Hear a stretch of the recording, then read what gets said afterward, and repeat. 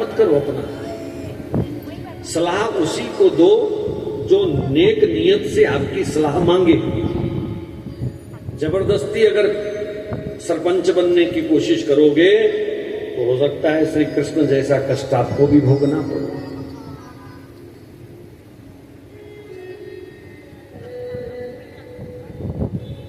जहां तुम्हारी बात का लोग आदर नहीं करते वहां चुप रहना बहुत श्रेष्ठ है।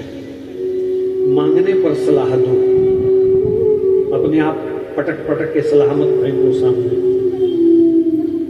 धर्म कर्म में सलाह देने वाले बहुत लोग आते हैं, लेकिन देश धर्म के लिए सलाह देने वालों को मैं प्रार्थना करता हूं, अगर सहयोग नहीं दे सकते तो सलाह भी अपने पास रखें। इधर वही सलाह दे जो सहयोग भी कर सकता है। ये होना चाहिए, ये होना चाहिए, ये होना चाहिए है? मंदिर में हम रोज 10 पैसे चढ़ाएं, 1 सिक्का चढ़ाएं और फिर कहते हैं जी हमारे मंदिरों में लंगर नहीं होता, रोज हर समय होना चाहिए। लगा ले तू, ये लगा लेना करके तू तो 1 रुपया चढ़ाता है हफ्ते में और तुझे लंगर चाहिए जब भी कोई आए जी सब अब सब समय लंगर होना चाहिए। तू लगाना। लेकिन सलाह देने वाले हैं, सहयोग करने वाले बहुत कम लोग हैं। अस्तु। सत्राजित को जब सारी सच्चाई पता चली तो भगवान के चरणों में सिर रख के रोया, कहा प्रभु बड़ी मूर्खता की मैंने, आपको कलंकित किया। गलती तो मेरी थी, उस दिन आपका कहना मान लेता, ना भाई मरता, ना मणि जाती, ना आपको इस प्रकार का कष्ट भोगना पड़ता। भगवान ने कहा छोड़ो, जामवती का संयोग था मेरे साथ, इसी बहाने वो बनना था, बन गया। चौथी का चांद देखा होगा कभी, भादों का कलंक लगना था, लग गया, धुल गया। अब मणि लियो और फूटो यहां से। कहा प्रभु मणि रख लो। कहा सलाह देना इतना महंगा पड़ा तो मणि लेना कितना महंगा पड़ेगा भैया। इसको तो दिखाओ भी मत, लियो निकलो यहां से जल्दी। कहा प्रभु हम छोटे लोग हैं, छोटी बुद्धि के, हम तो गलतियां करते हैं, आप तो उदार हैं, आप तो क्षमा कर दो मुझको। भगवान ने कहा क्षमा ही क्षमा है, मेरे ही भाग्य का कोई दोष होगा। देखो कितना सुंदर इसमें समाधान है। हम ज्यादातर लोगों से इसलिए लड़ते हैं कि तेरी वजह से ये हुआ, तेरी वजह से ये हुआ, तेरी वजह से ये हुआ, जबकि दोष हमारे ही भाग्य का होता है। को न काहू सुख दुख कर दाता, निज कृत कर्म भोग सब घाता। भगवान ने कहा तेरा कोई दोष नहीं है, मेरे भाग्य में ये कलंक लिखा था, पर पुरुषार्थ से उस कलंक को हमने धो लिया। इसलिए मणि लियो और जाओ यहां से। सत्राजित कहता है प्रभु मुझे संतुष्टि नहीं हो रही कि आपने मुझे क्षमा किया कि नहीं किया। भगवान ने कहा फिर कैसे संतुष्टि होगी तुम्हें क्षमा की? बोले मेरी भेंट स्वीकार करोगे तो मैं मानूंगा कि आपने मुझे क्षमा कर दिया। अच्छा चलो ठीक है, मणि नहीं लूंगा और जो भी भेंट दोगे मैं स्वीकार कर लूंगा। कहा वचन दो, बोले दिया। तो सत्राजित चालाक तो था ही, उसने झटपट अपनी बेटी का हाथ पकड़ा दिया। सत्यभामा बोले मेरी यही भेंट स्वीकार करो। भगवान से संबंध बना लिया, ससुर बन गया ठाकुर जी का। वैसे इस कथा से एक संकेत मिलता है, हम भी जितनी जल्दी हो सके भगवान से कोई संबंध बनाएं। पिता बना लो, माता बना लो, भाई बना लो, बंधु बना लो, सखा बना लो, जो भी संबंध आपको अच्छा लगता है, पति बना लो, पत्नी बना लो। ठाकुर जी तो अपने भक्तों के नौकर भी बन जाते हैं, क्योंकि हमारे मन की एक कमजोरी है, जहां संबंध होता है वहां ये जल्दी टिकता है। आम लोगों से हम उतने दिल खोल के बात नहीं करते, लेकिन पता चल जाए मेरे ये मेरे चाचा के ताए के फूफे का मुंडा है तो एकदम कहेंगे मेरा रिश्तेदार है, मेरा रिश्तेदार है। चाहे 12 पीढ़ी परे का हो, लेकिन अपनापन सा लगता है। इसका मतलब संबंध के साथ प्रेम निभाना आसान है। इसलिए सुझाव है कि आप भगवान से कोई ना कोई संबंध बनाओ, कोई रिश्ता जोड़ो। तुलसीदास जी से पूछा गया आपका क्या संबंध है? बोले मोहि तो ही नाते अनेक मानिए जे भावे। तुलसीदास जी कहते हैं प्रभु मैं निर्णय नहीं कर पा रहा कि आपको बाप बनाऊं कि माँ बनाऊं कि मित्र बनाऊं कि क्या बनाऊं, इसलिए मैंने यही निर्णय लिया कि मेरे सारे रिश्ते आपसे हैं, संसार में मेरा कोई रिश्तेदार है नहीं। मोहि तो ही नाते अनेक, सारे रिश्ते मेरे आपसे हैं, उनमें से आपको जो पसंद हो आप निर्णय कर लीजिए। तो ये भी एक स्थिति है।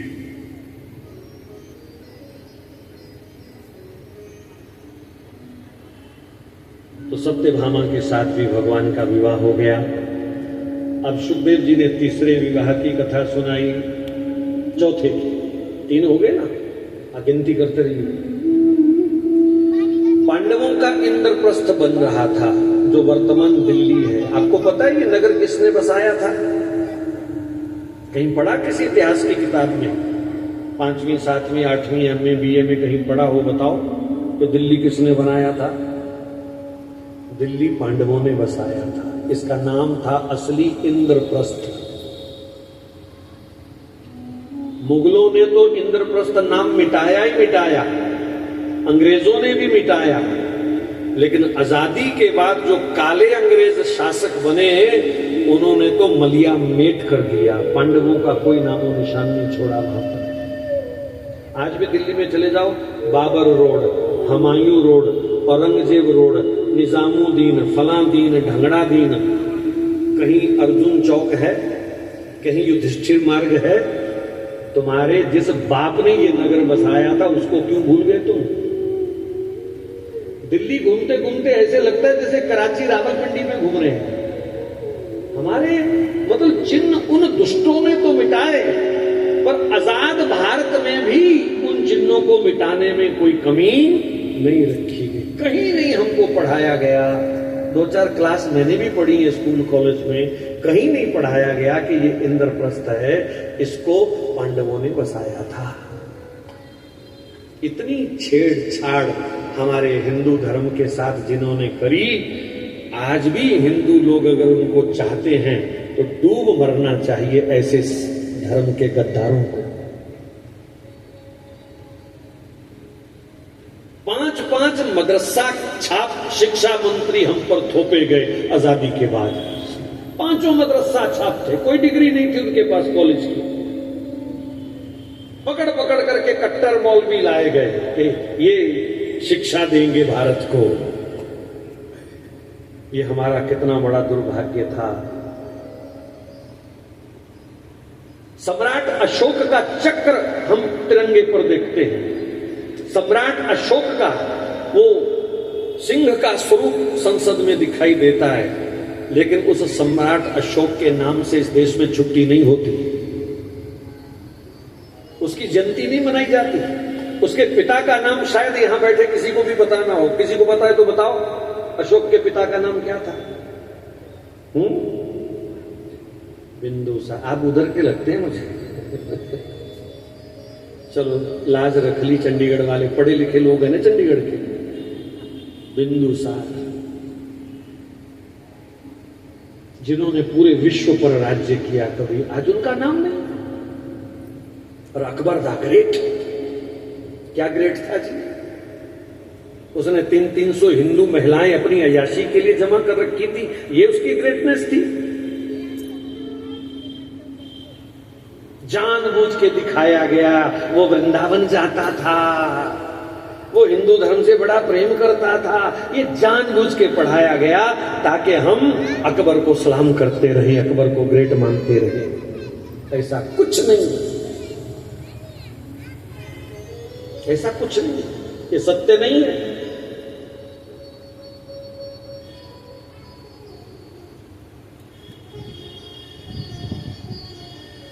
इसलिए आंख खोलने का समय है आज। संस्कृति सभ्यता के सहारे ही कौम जिंदा रहती है।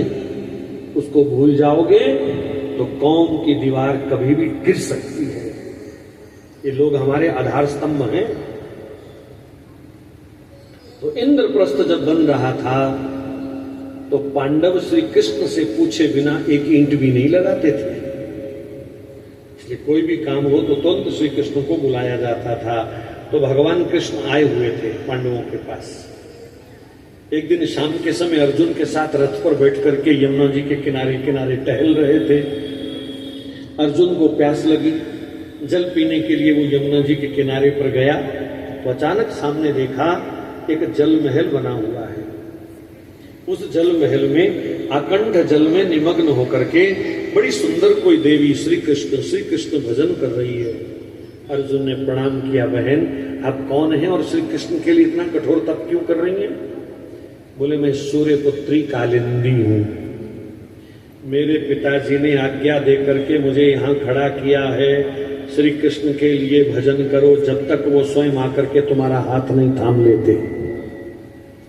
बाप ने बेटी को क्या कहा? क्या कहा? जाओ नोट कमाना सीखो, जाओ वीजा लगा के बाहर चली जाओ। बाप ने बेटी को कहा कृष्ण के लिए भजन कर जब तक कृष्ण तेरा हाथ नहीं थाम लेते। ऐसी शिक्षा देने वाले भी मां बाप थे इस देश में। भगवत प्राप्ति, नौकरी प्राप्ति के लिए नहीं, भगवत प्राप्ति के लिए खड़ा किया। ठीक है, नौकरी करना पढ़ना कोई बुरी बात नहीं है, लेकिन भगवान से विमुख होकर के अगर हम ये सब करेंगे तो वो सब हमारे जीवन का कलंक बन जाएंगे। संस्कारों को छोड़ करके, संस्कृति सभ्यता को छोड़ करके अगर हम पढ़ाई लिखाई करते हैं तो ये पढ़ाई लिखाई हमारे जीवन का विनाश करेगी, सुख शांति नहीं आने देगी। तो धन्य है ये पिता जिसने अपनी छोटी सी बच्ची को ही पानी के बीच खड़ा कर दिया, बोले तू भगवान को प्राप्त कर। आज कितने माँ बाप चाहते हैं कि हमारा बच्चा भगवत प्राप्ति करे। महाराज 2-3 दिन मंदिर जाने लग जाए, तू बाबा तो नहीं बन जाएगा कितने? डरने लगते माँ बाप, ये कहीं साधु ना हो जाए। कोई 2-4 बार वृंदावन जाने लग जाए बच्चा किसी की संगत में, तो माता पिता डरने लग जाते हैं, ये ज्यादा ही जान लग गया है वृंदावन के, उत्थों जुग ही ना हो जाए। हाय ने ते माला पाली गले दे विच की पावे टाई।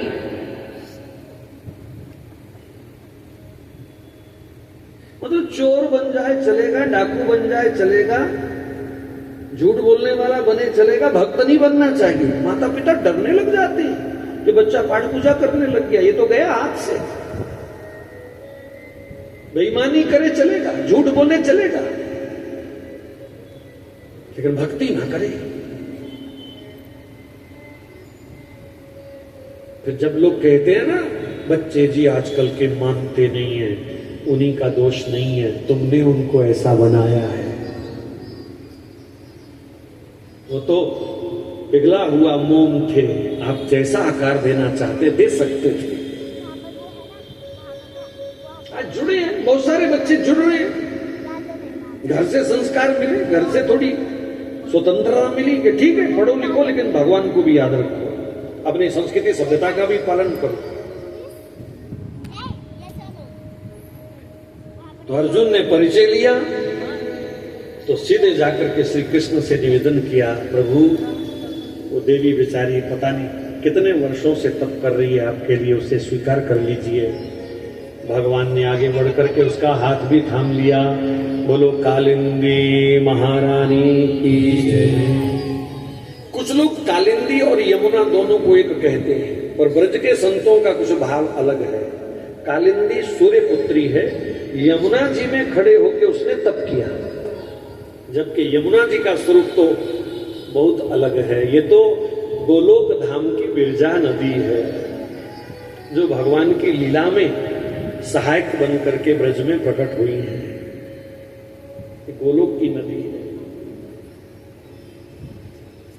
इस प्रकार भगवान के 4 विवाह हो गए।